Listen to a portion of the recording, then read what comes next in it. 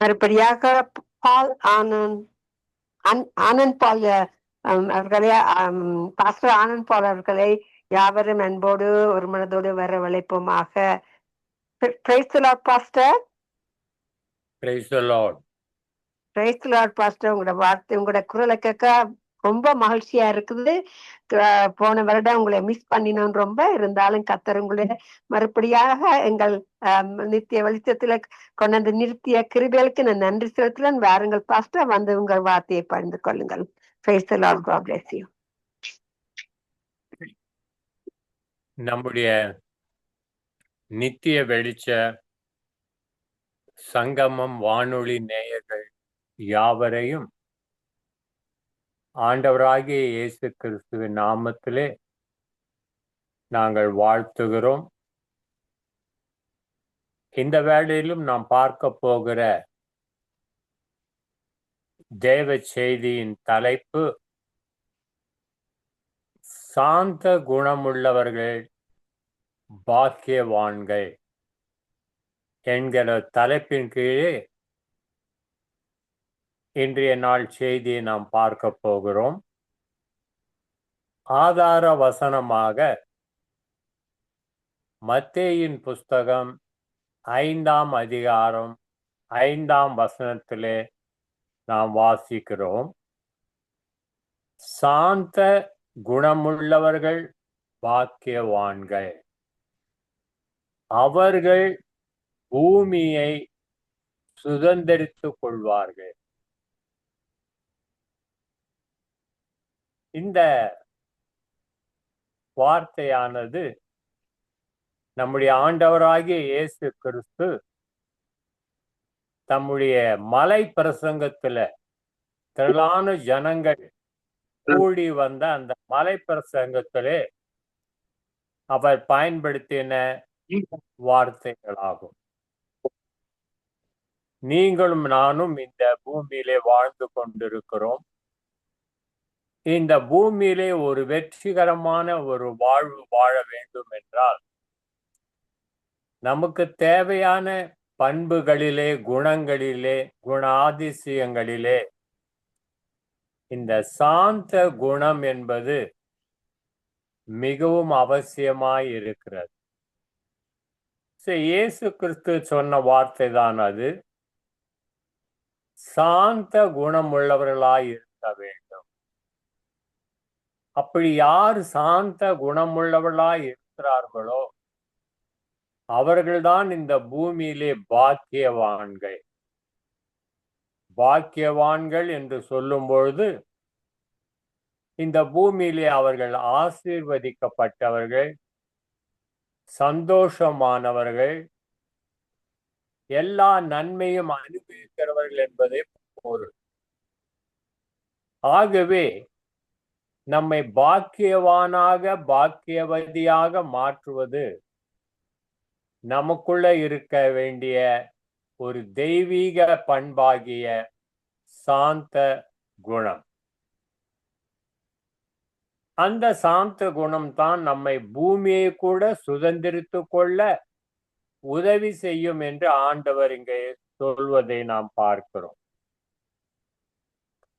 நம்முடைய இயேசு கிறிஸ்துவனுடைய குணாதிசயங்களிலே, எத்தனையோ விசேஷித்த குணாதிசயங்களிலே ஒரு விசேஷித்த குணம்தான் இந்த சாந்த குணமும் மனத்தாழ்மையுமான ஒரு காரியம்.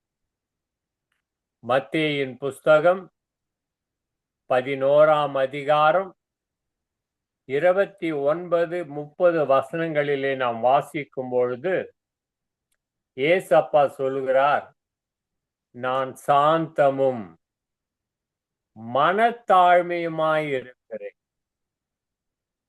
நமக்கு சாந்தமும் தேவை, அதே நேரத்தில் மனத்தாழ்மையும் தேவை. இதை இயேசுநாதர் இந்த பூமியிலே வாழ்ந்த நாட்களிலே அனுபவ ரீதியாக அவருடைய வாழ்விலிருந்தே நமக்கு அதை கற்றுக் கொடுத்திருக்கிறார். கடைசி மட்டும் அவர் சாந்தமுள்ளவராகவே இருந்திருக்கிறார். கடைசி மட்டும் அவர் மனத்தாழ்மையோடு வாழ்ந்திருக்கிறார். அவர் நமக்கு சொல்லிக் கொடுக்கிற பாடம், நான் சாந்தமும் மனத்தாழ்மையாய் இருக்கிறது போல நீங்களும் இந்த பூமியிலே சாந்தமும் மனத்தாழ்மையாய் இருப்பீர்கள் என்றால் பாக்கியவான் பாக்கியவதியாய் இருப்பீர்கள், நீங்களும் இந்த பூமியை சுதந்திரித்துக் கொள்ளலாம் என்று சொல்லுகிறார். மத்தேயு 11:29 நான் சாந்தமும் மனத்தாழ்மையாய் இருக்கிறேன், என் நுகத்தை உங்கள் மேல் ஏற்றுக்கொண்டு என்னிடத்திலே கற்றுக்கொள்ளுங்கள் என்று சொல்லுகிறார். ஆகவே இந்த சாந்த குணமும் இந்த மனத்தாழ்மை என்பது நாம் கற்றுக்கொள்ள வேண்டிய பாடங்களிலே ஒரு பாடம்.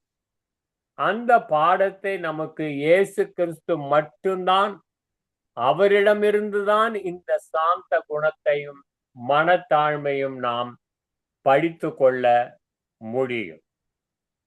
அப்படியே அவருடைய நுகத்தை நாம் ஏற்றுக்கொண்டு படித்து வரும் காலத்திலே அவர் என்ன சொல்லுகிறார்? அப்பொழுது உங்கள் ஆத்துமாவுக்கு இளைப்பாறுதல் கிடைக்கும். இன்று மனிதனுக்கு வாழ்விலே நிம்மதி என்பது இல்லை. எப்பொழுதும் அலைச்சல் உள்ளவனாய், மன உளைச்சல் உள்ளவனாய், சஞ்சலம் உள்ளவனாய், தீங்கு அனுபவிக்கிறவனாய், பலவிதமான பாடுகள் போராட்டங்கள் வழியாக ஒவ்வொரு நாளும் அவன் கழிப்பதை நாம் பார்க்கிறோம். ஆனால் உண்மையான இளைப்பாறுதல் எங்கே இருக்கிறது?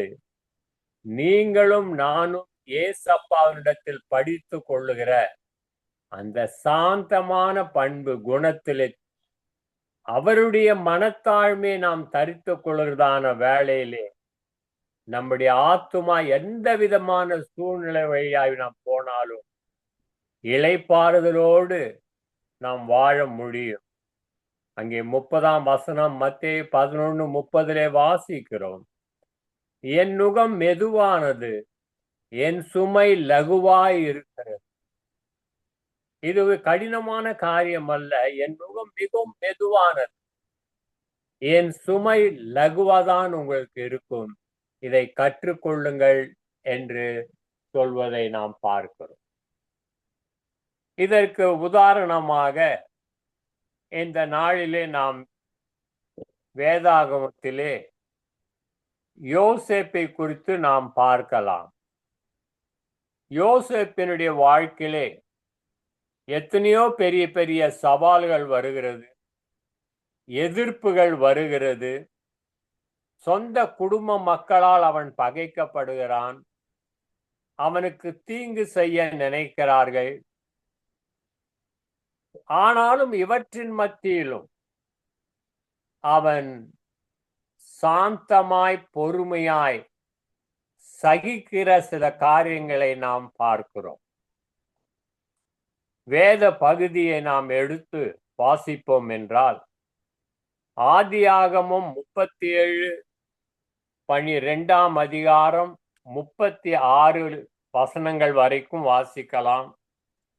ஆதியாகமம் புஸ்தகம் 45ஆம் அதிகாரம் 1-15 வசனங்களையும் வாசிக்கும் பொழுது இந்த யோசேப்பு எப்படி ஒரு பாக்கியவானாய் இருந்தான், ஆசீர்வதிக்கப்பட்டவனாய் இருந்தான், அதற்கு என்ன காரணம் என்றெல்லாம் பார்க்கும் பொழுது அவனுடைய சாந்த குணம், அவனுடைய மனத்தாழ்மை, அவனுடைய மன்னிக்கிற சுபாவம், மன்னிக்கிறது மாத்திரமல்ல, தங்களுக்கு தீங்கு நினைத்தவர்களுக்கும் நன்மை செய்கிற உபசரிக்கிற ஒரு குணம், இதைதான் அவனுடைய வாழ்விலே நாம் கற்றுக்கொள்ள வேண்டிய ஒரு பாடம்.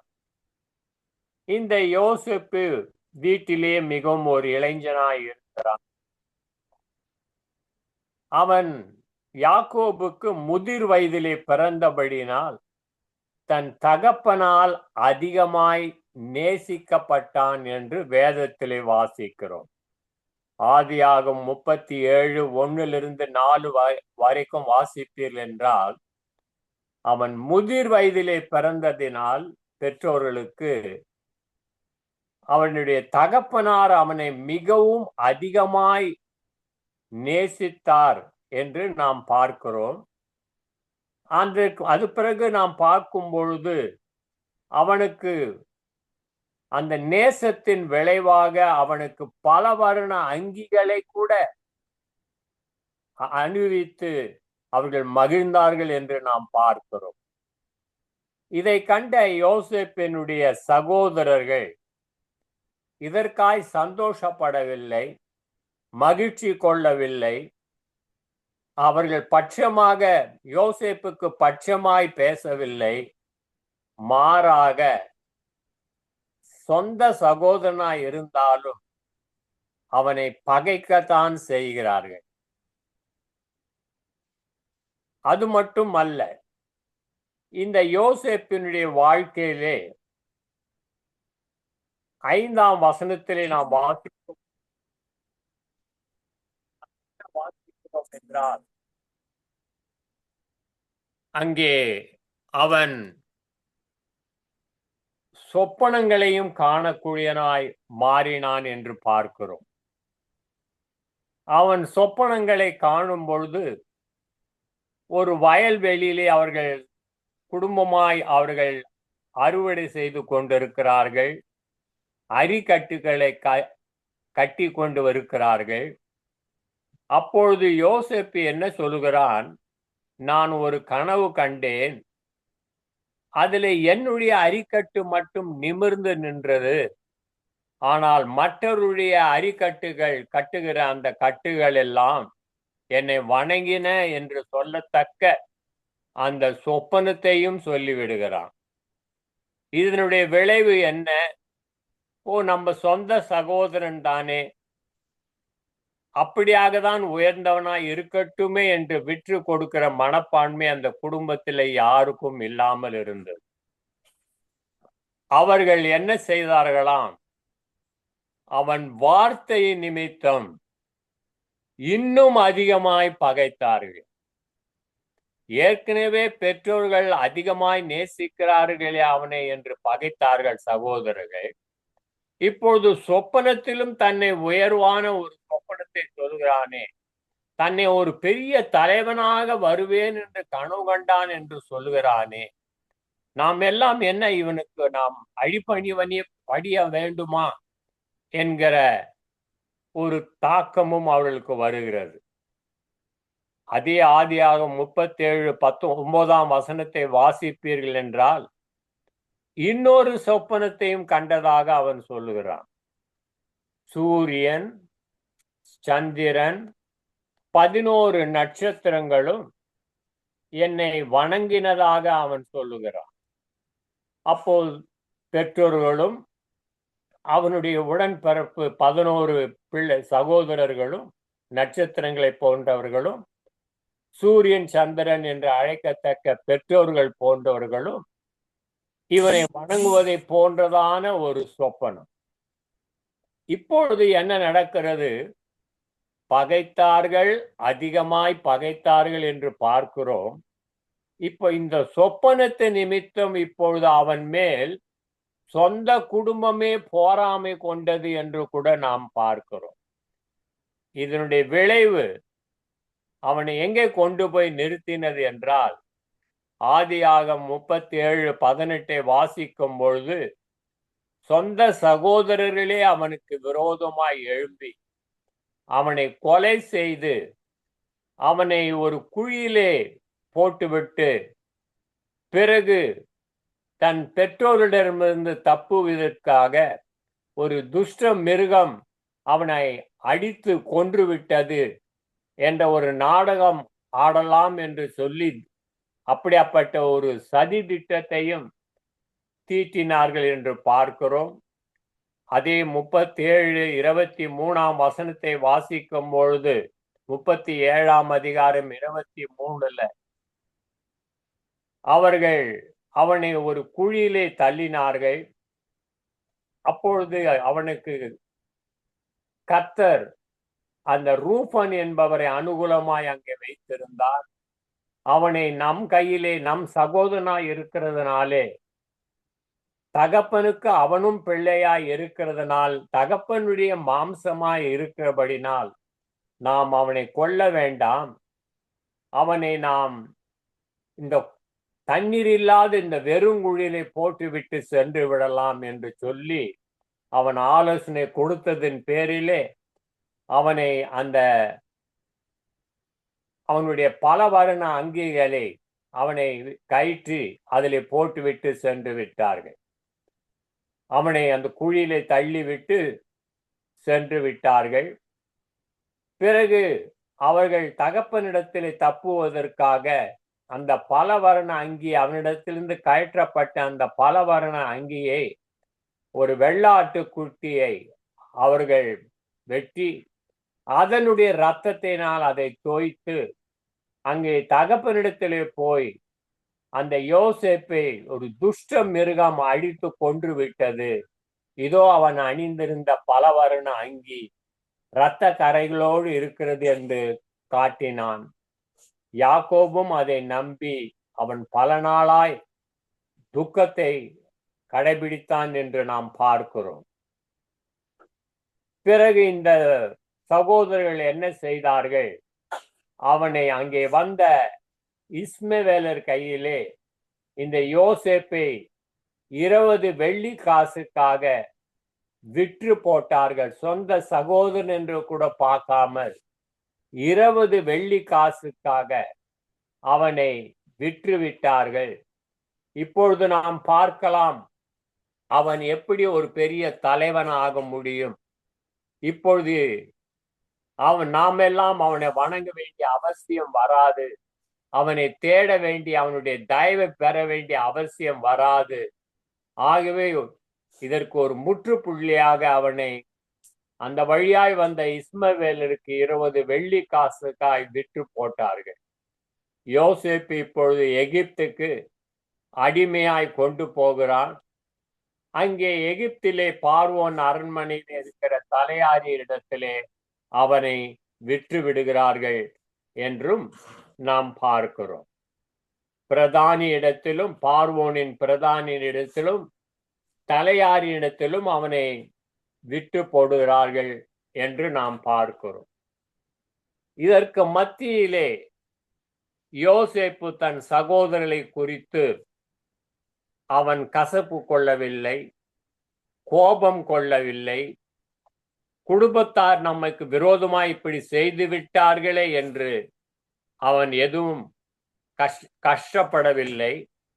மாறாக அவனுக்குள்ளே அவன் அந்த சாந்த குணத்தை, பொறுமையை, மன்னிக்கிற அந்த சுபாவத்தை, மற்றவர்களுக்கு அவர்கள் தீங்கு செய்தாலும் அவர்களுக்கு நாம் நன்மை செய்வோம் என்ற நட்பண்புகளை அவன் வளர்த்து கொண்டதை நாம் பார்க்கிறோம்.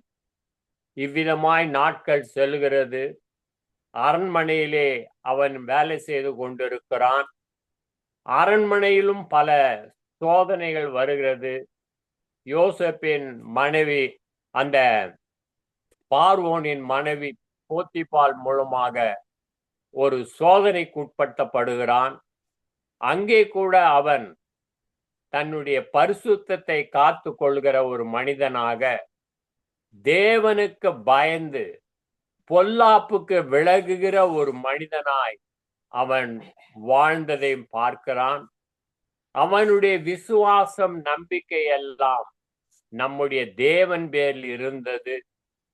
அவர் இப்படியாப்பட்ட ஒரு சூழ்நிலையில கூட எனக்கு உதவி செய்வார், நன்மை செய்வார் என்கிற ஒரு ஆழமான நம்பிக்கையோடு அவன் அந்த அரண்மனையில இருக்கிறதான வேளையிலே இந்த போத்திபால் மூலமாய் வந்த சோதனை நிமித்தம் அவன் மேல் பொய் வழக்குகள் போடுகிறார்கள், பழி சுமத்துகிறார்கள், வீணான பழிகளை. பிறகு அவனை காரணமின்றி, நியாயமின்றி சிறைசாலையிலும் தள்ளிவிடுகிறார்கள் என்று நாம் பார்க்கிறோம். யோசேப்பு கர்த்தருக்கு பயந்த ஒரு மனிதனாய் இருந்தபடியினால், கர்த்தர் எனக்கு நன்மை செய்வார், கர்த்தர் எனக்கு உதவி செய்வார் என்ற விசுவாசம் அவனுக்கு இருந்தபடியினால், சிறைசாலையில் கூட கர்த்தர் அங்கே அவனோடு இருந்தார். சிறைசாலையுடைய கண்களிலும் அவனுக்கு தயவு கிடைக்க செய்தார். அவன் சொப்பனங்களை காணக்கூடியவனாய், தெய்வீக சொப்பனங்களையும் கனவுகளையும் அவன் காணக்கூடியவனாய், அதற்கு வியாக்கானம் பண்கிற வரத்தையும் உடையவனாய் இருந்தபடியினால், பின்னாட்களிலே பார்வோன் கண்ட சொப்பனத்துக்கு கூட அர்த்தங்களை அவன் சொன்னதனால், அந்த பார்வோன் அவனை அழைத்து சிறைசாலையில் இருந்து அவனை விடுவித்து, தனக்கு அடுத்த ஸ்தானத்தின் ஒரு பெரிய அதிபதியாக, ஒரு பிரைம் மினிஸ்டர் போஸ்ட் அளவுக்கு அவனை அரண்மனையிலே உயர்த்தினான் என்று நாம் பார்க்கிறோம். இப்படிப்பட்ட சூழ்நிலையிலே அங்கே என்ன நடக்கிறது? யோசேப்பின் குடும்பத்திலே அங்கே அவர்களுக்கு பெரும் பஞ்சம் உண்டாகிறது. அங்கே 2 வருடமாய் பஞ்சம். அங்கே சாப்பிடுவதற்கு ஒன்றும் இல்லை. ஆகவே அவர்கள் சாப்பிடுவதற்காக, பொருள் வாங்குவதற்காக சகோதரர்கள் எல்லாம் இந்த யோசேப்பு இருந்த அந்த எகிப்துக்கு வருகிறார்கள். எப்படியோ இந்த விஷயம் யோசேப்புக்கு தெரிய வருகிறது. ஆனால் அவர்களால், அவருடைய சொந்த சகோதரர்களால் யோசேப்பை அவனுடைய உயர்ந்த நிலையில் இருக்கிறதுனால் அவனை அடையாளம் கண்டு கொள்ளவில்லை. ஆனால் அவனுக்குள்ளிருந்த அந்த சாந்த குணத்தினால், மன்னிக்கிற சுபாவத்தினால், அந்த சூழ்நிலையிலும் நன்மை செய்ய வேண்டும் என்கிற ஒரு நல்ல பண்பை உடையவனாய் இருந்தபடியினால், அவர்களுக்காய், தன் சொந்த சகோதரர்களுக்காய், தனக்கு விரோதமாய் துரோகித்த அந்த மக்களுக்காய் அவன் மனப்பூர்வமாய் மன்னித்து அவர்களிடத்தில் தான் அன்பு காட்டினதை நாம் பார்க்கிறோம். அவன் அவர்களுக்காக அழுது அவர்களை அணைத்து கொண்டு அவன் என்ன சொன்னான்? நீங்கெல்லாம் எனக்கு தீங்கு செய்ய நினைத்தீர்கள், கர்த்தரோ அதை நன்மை செய்கிறாய் என்னை மாற்றிவிட்டார். அதை நாம் எங்கே பார்க்கிறோம் என்றால், ஆதியாகமம் புஸ்தகம் 45ஆம் அதிகாரம் 5ஆம் வசனத்திலே வாசிக்கும் பொழுது அங்கே என்ன வாசிக்கிறோம்? 5ல, என்னை இவ்விடத்திற்கு வரும்படி விற்று போட்டதினால் நீங்கள் சஞ்சலப்பட வேண்டாம், அது உங்களுக்கு व्यसனமாய் இருக்க வேண்டாம். என்னை வித்துட்டீங்க, எனக்கு சஞ்சலப்படுத்திட்டீங்க, தொல்லை கொடுத்துட்டீங்க என்று யாரும் கவலைப்படாதீங்க. உங்களுக்கு ஜீவ ரட்சணை செய்யும்படியாக தான் தேவன் என்னை உங்களுக்கு முன்னாக அனுப்பினார். இந்த தீமையை கூட கர்த்தர் நன்மையாக மாற்றி இருக்கிறார். உங்களுக்கு இப்படியாப்பட்ட ஒரு பிரச்சனை, ஆபத்து பின்னாட்களே வரும். அப்படியாப்பட்ட சூழ்நிலையிலே கூட உங்களை உயிரோட காக்க வேண்டும், என் மூலமாய் காக்க வேண்டும் என்பதற்காக கூட தேவன் என்னை உங்களுக்கு முன்னதாக இங்க அனுப்பி இருக்கலாம். இப்போது தேசத்திலே பஞ்சம் உண்டாயிருக்கிறது. இந்த 2 வருஷ பஞ்சகாலம் மாத்திரமல்ல, இன்னும் 5 வருஷம் நீங்கள் உழவும் முடியாது, அறுப்பும் செய்ய முடியாது, கொடிய பஞ்சமாய் இருக்கும். அங்கே ஆதியாகமம் 45:7 சொல்லும் பொழுது என்ன சொல்கிறார்?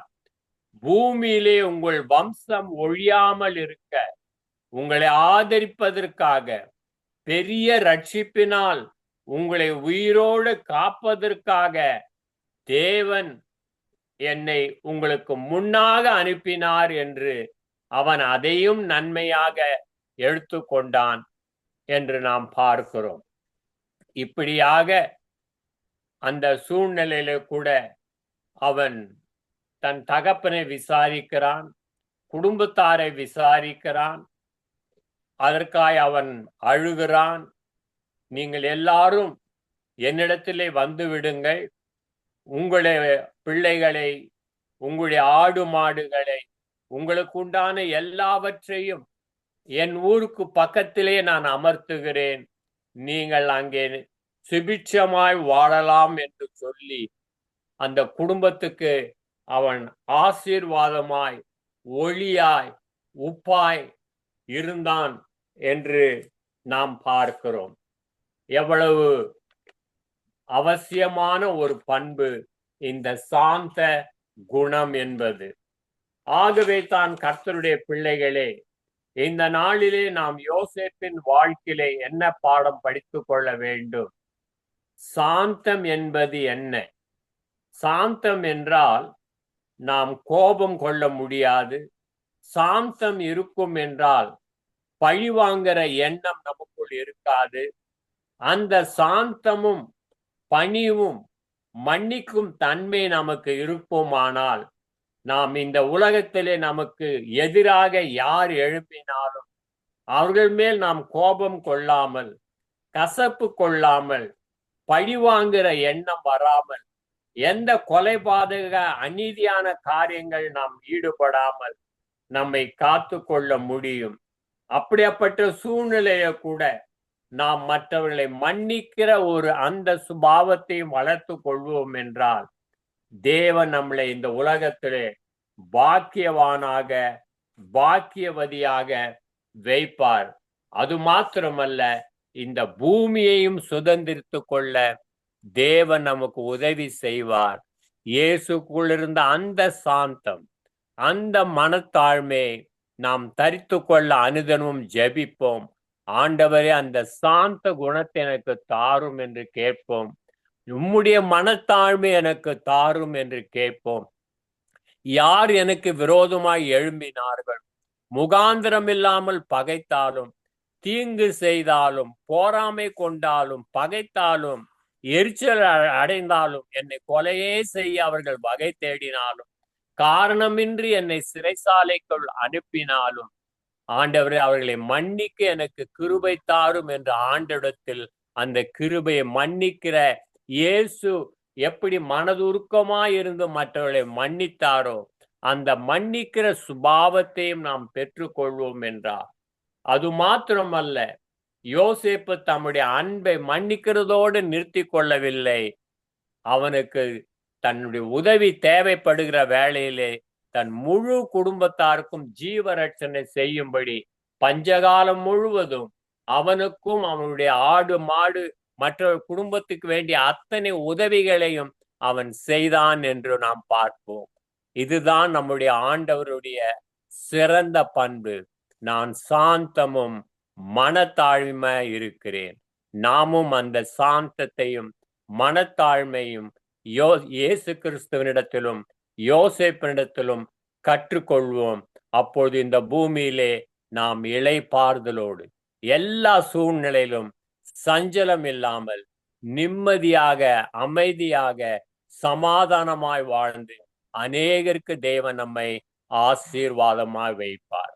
அன்புள்ள ஆண்டவரே, இந்த செய்தி கேட்ட ஒவ்வொருவரையும் உம்முடைய நாமத்திலே வாழ்த்துகிறோம், ஆசீர்வதிக்கிறோம். என்னிடத்திலே வந்து கற்றுக்கொள்ளுங்கள் என்று சொன்னீர். ஆண்டவரே, அந்த சாந்தத்துக்காக உம்மிடத்திலே வருகிறோம். ஆண்டவரே, உம்முடைய மனத்தாழ்மையை தரித்து கொள்ள வருகிறோம். நீர் மன்னித்து மறந்தது போல நாங்களும் மன்னித்து மறக்க வருகிறோம். ஆண்டவரே, பழிவாங்குதல் உமக்குரியதாய் இருக்கிறது.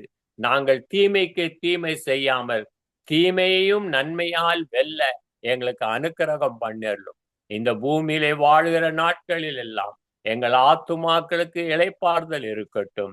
அது மாத்திரமல்ல, எங்களை பாக்கியவானாய் பாக்கியவதியாய் மாற்றி இருக்கிறபடினால் உமக்கு நன்றி செலுத்துகிறோம். இந்த பூமியை சுதந்திரித்து கொள்ளத்தக்கதான இந்த உயரிய பண்பை, சாந்தத்தையும் மனத்தாழ்மையும் மன்னிக்கிற கிருபையும், அது மாத்திரமல்ல மற்றவர்களுக்கு தீமை செய்தவர்களுக்கும் நன்மையினால் வெல்லத்தக்க உதவி செய்யத்தக்க காரியத்தை எங்களுக்கு கொடுத்து அதன் மூலம் எங்களுடைய அன்பை மற்றவர்களுக்கு வெளிப்படுத்த கொடுக்கிற கிருபைக்காய் கோடா கோடி ஸ்தோத்திரம். இந்த செய்தியை கேட்ட ஒவ்வொரு பிள்ளைகளும் இயேசு கிறிஸ்துவின் நாமத்திலே ஆசீர்வதிக்கப்படுவார்களாக. இயேசுவின் நாமத்தில் பிதாவே, ஆமேன், ஆமேன், ஆமேன்.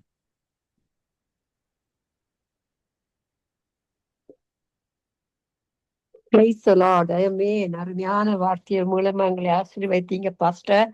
ஆமா, எங்களுக்கு நாங்க தாழ்மையா இருப்பதுதான் ஆண்டவர் எங்கள்கிட்ட எதிர்பார்க்கிறார். அவர் எங்களை அழைத்தவர், உண்மை உள்ளவர். அதே போல நாங்களும் தாழ்மையா இருக்கணும் என்று எங்களுக்கு நீங்க கற்றுக் கொடுத்தீங்க. நன்றி பாஸ்டர், நன்றி. ஆமே. மகனாக தெரிந்து கொண்டு மறுபடி பிறக்க வைத்தீர், ராஜாக்களும் நாங்களே, ஆசாரியர்களும் நாங்கள்.